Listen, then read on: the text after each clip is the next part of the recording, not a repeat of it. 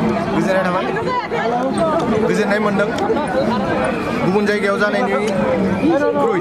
जोंनि नैबे खैराबारि हालामाव माने बांसिन गाहामसिन नांदों आरो जिहेथु बाजिगुथि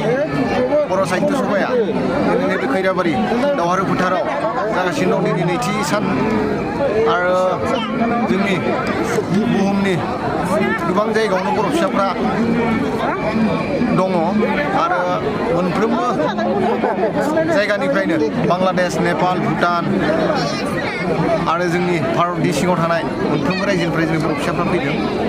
गोजोननाय मोनदों जों आसा खालामदों नैबे जोंनि बाजिगुथि साहित्य सभानि गेजेरजों मोजां मोनसे मेसेज थांगोन जोंनि बर'आ खौसेथि जागोन आरो खौसेथि जानानै बयबो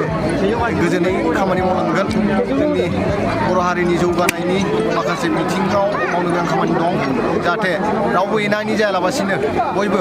मोनसे लामाजोंनो फैनानै बयबो खौसे खामानि मावलायो जोंनि बर'नि माखासे मावनो गोनां खामानिफ्रा अब्लानो जाफुंगोन आं बेखौनो आसा